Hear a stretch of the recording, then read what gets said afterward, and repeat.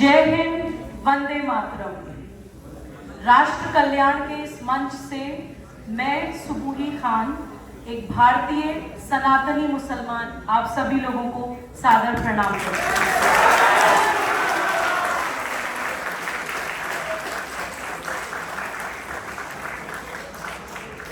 PGDAV महाविद्यालय सांधे दिल्ली विश्वविद्यालय को बहुत बहुत धन्यवाद देना चाहती हूँ कि उन्होंने मुझे आज इस महत्वपूर्ण विषय पर, इस महत्वपूर्ण दिन यहाँ पर अपने विचार साझा करने के लिए बुलाया है। और जब मैं देख रही हूँ सामने पंक्ति पर मुझसे उम्र में, तजुर्बे में, ज्ञान में बहुत अधिक जानकारी रखने वाले लोग भी बैठे हैं। अभी मुझसे पहले के वक्ता भी यहाँ पर भगवान राम के बारे में बहुत अच्छा बोलकर गए। उसके बावजूद अगर मुझे यहाँ पर बोलने के लिए बुलाया गया है तो सबसे पहले मन में 4 पंक्तियां आई थी, वो आपके साथ शेयर करना चाहती हूँ। दयारे हिंद में बसते हैं ऐसे राम अब भी, दयारे हिंद में बसते हैं ऐसे राम अब भी, जो छोड़ सकते हैं गद्दी भरत के नाम अब भी। लेकिन भरत भी तो हो अपने फर्ज से होशियार, लेकिन भरत भी तो हो अपने फर्ज से होशियार, पड़ जाए जो वक्त तो हो जाए भाइयों पे निसार। ये एक पुरानी मसल तुमने भी सुनी होगी कि एक हाथ से ताली कभी नहीं बजती। न मुस्लिमों से न इस्लाम से अदावत है, हमें तो बस वतन के दुश्मनों से नफरत है।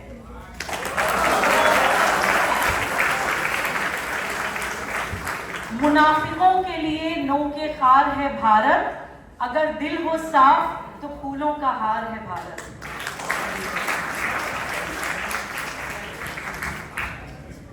बहुत देर से आप लोग अलग अलग वक्तव्य सुन रहे हैं। मैं कोशिश करूंगी कि भाषण की फॉर्म में कुछ ना बोलूं, क्योंकि युवाओं के सामने मैं जब भी जाती हूं तो चाहती हूं कि एक संवाद हो। और आज का दिन तो वैसे भी हमारे लिए बहुत महत्वपूर्ण है। एक छोटी सी प्रैक्टिकल करते हैं ताकि हम लोग प्रेजेंट मोमेंट में आ जाएं। और वैसे भी ह्यूमन माइंड ग्रास्प करने से ज्यादा क्रिएट करने में चीजों को समझता है। कितने लोग जानते हैं भगवान राम को सूर्यवंशी भी कहा जाता है? हाथ खड़ा करें। ज्यादातर सभी लोग जानते हैं। हम जानते हैं हमारे 7 चक्र होते हैं। हमारी नाभि में जो चक्र होता है उसको सोलर प्लेक्सस कहा जाता है, उस केंद्र को। ये सब जानते हैं? कितने लोग जानते हैं? सोलर प्लेक्सस कहा जाता है। एक छोटा सा 3 बार भगवान राम का चांट करते हैं और आप महसूस कीजिएगा कि वाइब्रेशन आपको केवल सोलर प्लेक्सस में, क्योंकि सूर्यवंशी थे, सोलर प्लेक्सस में ही आपको वो वाइब्रेशन फील होगी। और बाद में यहां से जाने के बाद गूगल पे करिएगा कि सोलर प्लेक्सस एक्टिवेट होने पर इंसान के साथ क्या होता है। तो अगर वो सूर्यवंशी तेज चाहते हैं तो अपना ये रूटीन बना लीजिए कि भगवान राम के नाम पर थोड़े समय हम चांट करके मेडिटेट करें। और अपना जब ये सोलर प्लेक्सस एक्टिवेट होगा तो हमारी वाणी, हमारा व्यक्तित्व, हमारी पर्सनालिटी, हमारा चरित्र कैसा होगा वो कुछ दिन बाद हमें अपने आप ही पता चल जाएगा। तो छोटा सा प्रैक्टिकल करते हैं, फील कीजिएगा सोलर प्लेक्सस पे ही वो एनर्जी, वो वाइब्रेशन महसूस होती है। सभी लोग प्लीज अपनी आंखें बंद कर लें। एक लंबी गहरी सांस लें। मेरे साथ पीछे बोलिएगा, राम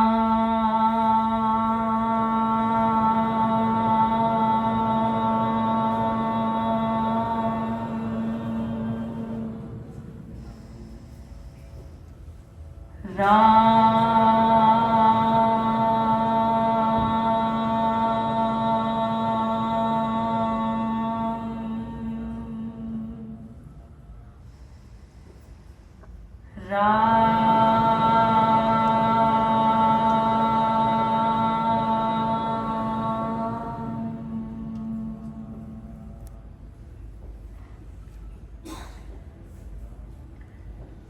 अपने गुरुदेव आदरणीय श्री के.एन. गोविंदाचार्य जी के श्री चरणों में प्रणाम करते हुए मैं आज के अपने इस वक्तव्य की शुरुआत करती हूँ। आज का हमारा विषय था भगवान राम भारत में कहाँ कहाँ गए हैं, उन्होंने कहाँ कहाँ प्रवास किया है, उनके श्री चरण भारत में कहाँ पड़े हैं और आज उन जगहों को हम किन नामों से जानते हैं। मेरा ये सौभाग्य रहा है कि अपने 14 वर्ष के वनवास में भगवान राम सबसे ज्यादा जहां रहे और उन्होंने तपस्या की है, उस जगह जाने का सौभाग्य मुझे भी प्राप्त हुआ है। उस जगह का नाम है चित्रकूट। चित्रकूट में 14 वर्ष की में से तकरीबन 11 वर्ष, if I am not wrong please correct मी, तकरीबन 11 वर्ष भगवान राम ने चित्रकूट में कामतगिरी पर्वत पर रहकर तपस्या की है और कैसे अधर्म का विनाश करना है, कैसे राक्षसों को खत्म करना है और धर्म की स्थापना करनी है, इस चीज पर उन्होंने अपनी चेतना जागृत की, तपस्या की। और वो कामतगिरी पर्वत की तकरीबन 7 किलोमीटर की पदयात्रा होती है और ये कहा जाता है कि अगर आप सच्चे मन से भगवान राम का ध्यान करके पैदल वो परिक्रमा करते हैं 7 किलोमीटर्स की, तो आपकी वो मनोकामना पूरी होती है। और फॉर्चुनेटली जिस अभियान पे मैं काम कर रही हूँ, राष्ट्र जागरण अभियान, अभी हम लोग के पास ब्रोशर्स भी हैं, जिसको चाहिए मेरे वक्तव्य के बाद वो ले सकते हैं।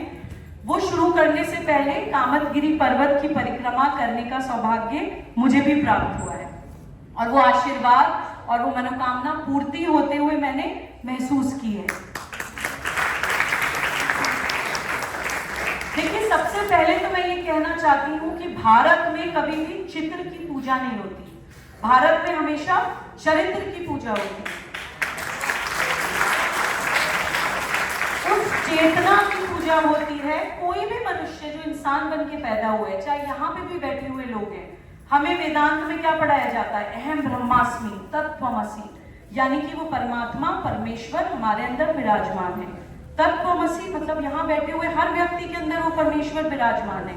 तो जो व्यक्ति संघर्ष करता है, त्याग करता है, तपस्या करता है, धर्म का यानी सत्य का साथ नहीं छोड़ता, उसके अंदर वो भगवत तत्व, ब्रह्म तत्व इतना जागृत हो जाता है कि वो भगवान बन जाता है। इसी कारण हम उनको पूजते हैं और उनको पूजिए। एक साइकोलॉजिकल फैक्ट कहिए या जो कहिए कि आप जिसको पूजते हैं उसको पूजते पूजते कहीं ना कहीं वो गुण, अगर आप मन से, आत्मा से पूज रहे हैं तो वो गुण कहीं ना कहीं हमारे अंदर भी आ जाते हैं।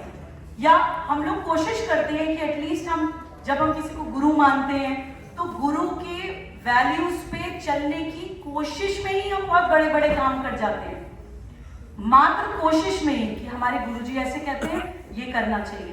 तो जब हम किसी परमात्मा को, भगवान को पूछते हैं तो उनको, उनके वैल्यू सिस्टम को, उनके चरित्र को छूने की कोशिश में ही हम एक बहुत अच्छे इंसान बन जाते हैं। भगवान राम का चरित्र अगर हम जाने, सोचें, क्या पूरे विश्व में ऐसा कोई व्यक्तित्व होता है? आप सोचिए कि वो व्यक्ति जो जिस रोल में है उसमें अपना 100%, भगवान राम जैसा भाई। क्या आपने कहीं श्री राम का विलाप सुना है? सिर्फ 2 जगह है। जब माता सीता का अपहरण हुआ तब भगवान राम का विलाप है, और जब मेघनाथ के बाण से लक्ष्मण जी घायल हो गए थे उस वक्त श्री राम का विलाप है। भाई के लिए राजपाट छोड़ देना आजकल कोई करता है? लड़ाई होती है कि भाई मुझे दे दो, मुझे दे दो। अपने भाई के लिए राजपाट छोड़ देना, कौन सोच सकता है आजकल इस तरह की पर्सनालिटीज, इस तरह के व्यक्तित्व? अपने पिताजी का वचन रखने के लिए राजा बनने की अपॉर्चुनिटी छोड़ देना, अपनी माँ का मान रखने के लिए। भगवान राम जैसा पति क्या कोई हो सकता है? आज कुछ विधर्मी मानसिकता के लोग क्वेश्चन करते हैं कि माँ सीता की अग्नि परीक्षा ले ली, माँ सीता को त्याग दिया। हम में से कितने लोग जानते हैं कि जब माँ सीता धरती में समा गई थी तो उस समय जब पूजा, हवन या यज्ञ होते थे तो ये परंपरा थी कि पति पत्नी साथ में बैठते थे। उस समय तो लोग कई कई रानियां रखा करते थे, होती थी ना, उस समय परंपरा थी कि कई बीवियां होती थी। भगवान राम ने माँ सीता के अलावा कभी किसी नारी की तरफ नजर उठा के नहीं देखा। सीता माँ के जाने के बाद एक पूजा में उनको बैठना था तो सीता माँ की सोने की मूर्ति बनवाई गई थी और उस जगह पर उनको स्थापित किया गया था, तभी वो पूजा संपन्न हुई थी। इतने डेडिकेटेड हस्बैंड भगवान राम, राजा के रोल में वो कितने परफेक्ट थे। सीता माँ, कहा जाता है कि भाई जब वो उन्होंने राजपाट संभाला, जब वो राजा राम बन गए, उस समय एक धोबी ने सवाल कर दिया कि आप, धोबी की बीवी कहीं चली गई थी, तो धोबी अपनी बीवी को क्वेश्चन कर रहा था। तो जब उसको मना किया गया तो उसने भगवान राम से सवाल कर लिया कि मैं आपकी तरह नहीं हूं कि बीवी कहीं बाहर रहकर आए उसके बाद भी उसको अपना लूं। तो तब सीता माँ से अग्नि परीक्षा देने के लिए कहा गया। क्यों? अगर हम लोग ये एज अ हस्बैंड अगर हम भगवान राम को उस वक्त देखेंगे तो हम नहीं समझेंगे परिस्थिति को। उस वक्त वो राजा राम थे। अगर प्रजा, कोई भी किंगडम के जो लोग हैं, अगर वो अपनी रानी को सवाल की दृष्टि से देख रहे हैं या सम्मान नहीं कर रहे हैं, तो क्या वो राज्य अच्छे से चलेगा? नहीं। उस वक्त उन्होंने अपनी वो पत्नी जिनको वो इतना ज्यादा प्रेम करते थे, अपनी वो पत्नी जिनसे वो इतना ज्यादा कमिटेड थे, उन्होंने वो परीक्षा देने के लिए इसलिए कहा क्योंकि वो जानते थे कि मेरी पत्नी जो है पवित्र है, उनको पता था।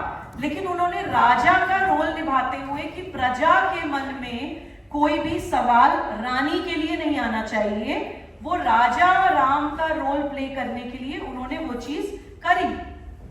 और जिस भाई को वो इतना प्रेम करते हैं, क्या हम जानते हैं कि उन्होंने लक्ष्मण जी को मृत्यु दंड दिया था? कितने लोग जानते हैं?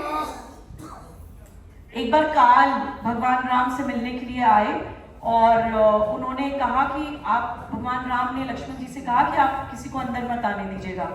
उस समय उनसे भगवान राम से कोई मिलने के लिए आए, लक्ष्मण जी ने रोका और वो नहीं रुके। उन्होंने कहा कि अगर तुमने मुझे रोका तो मैं तुम्हें श्राप दे दूंगा। तो लक्ष्मण जी ने उनको जाने दिया। तो उस वक्त भगवान राम ने राजा राम की भूमिका निभाते हुए कि तुमने राजा की आज्ञा का पालन नहीं किया, उनको मृत्यु दंड दिया। और लक्ष्मण जी ने जल समाधि ले ली। और उसके बाद भगवान राम ने भी समाधि ले ली अपने, क्योंकि भाई से बहुत प्यार करते थे एज अ ब्रदर। तो इसी कारण उनको मर्यादा पुरुषोत्तम राम कहा जाता है कि वो जिस रोल में होते थे उस समय, उस परिस्थिति में जो मर्यादा है, जो कोड ऑफ कंडक्ट है, जो प्रोटोकॉल है, वो उसका पालन करेंगे।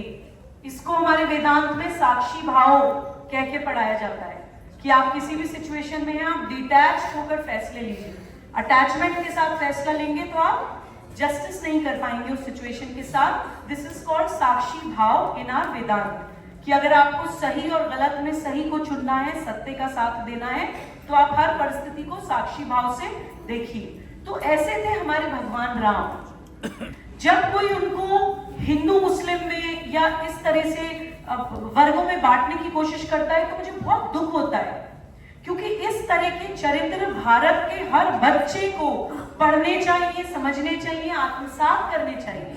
भगवान राम कोई एक इंसान नहीं है, भगवान Ram is a level of consciousness. वो चेतना का एक लेवल है जो हमें अचीव करना है। वो रामत्व भारत के हर व्यक्ति में, हर बच्चे में बहना चाहिए, हमारी रगों में, हमारे खून में दौड़ना चाहिए। जैसे अभी बहुत अच्छे भाई साहब बोलकर अभी गए थे कि केवल मंदिर निर्माण पर हमें रुकना नहीं है, हमें अपने मन मंदिर में राम राज्य की स्थापना करनी है, हमें अपने देश में राम राज्य की स्थापना करनी है। जब राम मंदिर आंदोलन का ये सफल समापन कहिए हो रहा है, या मेरे मुंह से ये गलत शब्द निकला था समापन, मेरे गुरुजी ने करेक्ट किया था। पता नहीं यहाँ कितने लोग जानते हैं, मेरे गुरुदेव आदरणीय श्री के.एन. गोविंदाचार्य जी राम मंदिर आंदोलन के जो शुरू में प्रणेता, जो प्रमुख लोग थे, उनमें से एक रहे हैं। आज वो 80 वर्ष के हैं। मैंने उनसे पूछा कि गोविंद जी आपको कैसा लग रहा है अब कि आपने जो संकल्प लिया था, आपने जो संघर्ष किया, जो त्याग किया, अपना पूरा जीवन समर्पित कर दिया जिस विषय के लिए, जिस संकल्प के लिए, आज आपको कैसा महसूस हो रहा है? तो उन्होंने एक ही बात कही, उन्होंने कहा कि राम मंदिर निर्माण राम राज्य बनने की पहली सीढ़ी है। हम लोगों ने जब इमेजिन किया था कि राम मंदिर बनना चाहिए तो हमारा संकल्प यही था कि भारत में राम राज्य की स्थापना हो। तो मैं भारत के बच्चों को यह जरूर बता देना चाहती हूँ कि आज का दिन मात्र उत्सव की तरह मना के और फिर खाली बैठ जाने के लिए नहीं है। ये सेलिब्रेशन के साथ साथ एक रिस्पॉन्सिबिलिटी है। हमारे पूर्वजों ने अपना पूरा जीवन दे दिया। बहुत से लोग, जैसे मेरे गुरुजी हैं, लकी हैं कि वो अपनी आंखों के सामने अपने उस सपने को साकार होते देख रहे हैं, लेकिन बहुत से लोग ऐसे हैं जिन्होंने अपने प्राण त्याग दिए। बहुत लोग ऐसे हैं जो आज ये दिन देखने के लिए जीवित भी नहीं बचे हैं। इतने सालों का संघर्ष अगर आज साकार हुआ है, रियलाइज हुआ है, तो उसके आगे के जो स्टेप्स हैं वो कौन लेगा? क्या हम लेंगे? क्या हम लोग उस राम राज की स्थापना करने में अपने देश का साथ देंगे? मैं चंद शब्दों में या कुछ एग्जाम्पल्स देके आपको बताना चाहती हूँ कि एक्चुअली राम राज कहते किसको है।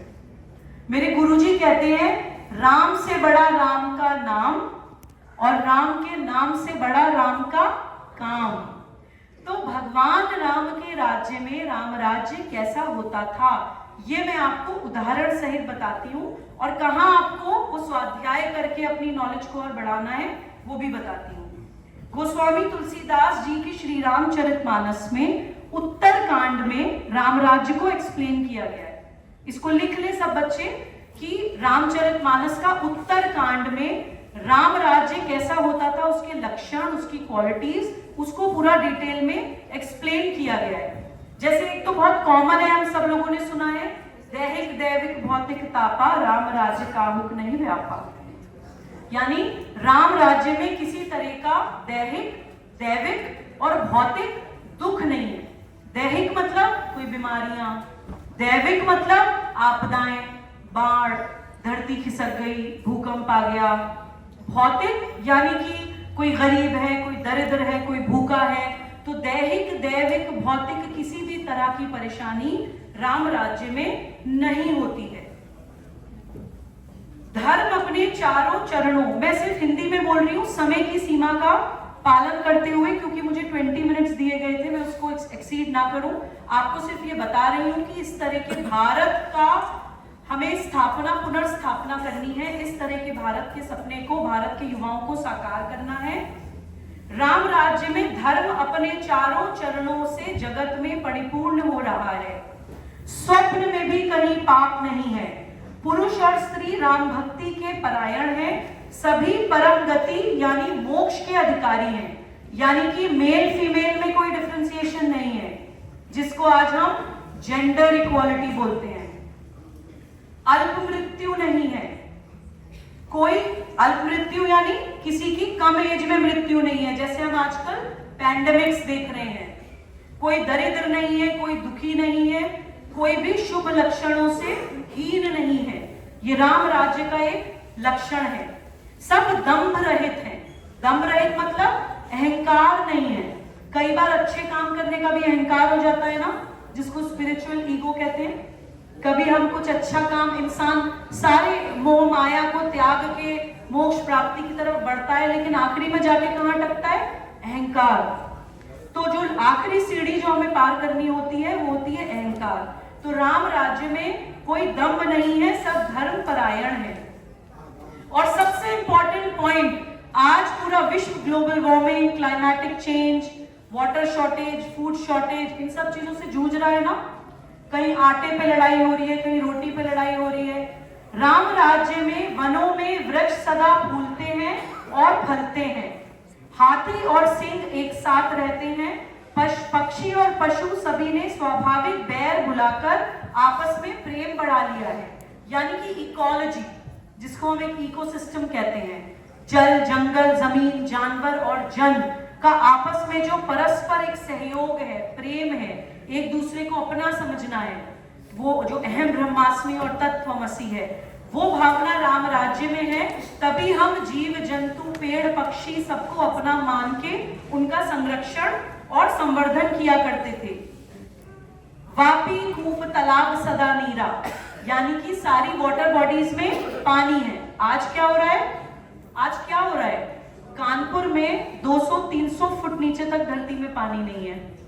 चेन्नई में एक जगह 2000 फीट नीचे तक धरती में पानी नहीं है। वाटर लेवल कितना नीचे चला गया हम सब जानते हैं। तो हम लोगों को भारत की नदियां, भारत का तालाब, भारत की प्रकृति का संरक्षण और संवर्धन करना है। ये राम राज्य का सबसे पहला लक्षण है। और एक बात मैं आपको और बता के जाना चाहती हूँ, सब नर करे परस्पर प्रीति, ये राम राज्य का लक्षण है। रामचरितमानस में लिखा है। यानी कि भारत जातियों में, वर्गों में नहीं बटा है। हम लोग भाषा, जाति, क्षेत्र, संप्रदाय में ना बटे, ये राम राज्य का लक्षण है। तो राम राज्य के लक्षण में इक्वालिटी है, समानता है।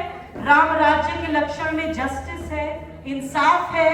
राम राज्य के लक्षण में जेंडर इक्वालिटी है, लिंग भेद नहीं है किसी प्रकार का। और राम राज्य के लक्षण में नेचर से प्यार करना सिखाया जाए, यानी कि ग्लोबल वार्मिंग, क्लाइमेटिक चेंज, ये हमारा संघर्ष कभी रहा ही नहीं है, ये वेस्ट का संघर्ष है। वेस्ट को कॉपी करते करते हम अपनी प्रकृति का विनाश करने लगे हैं।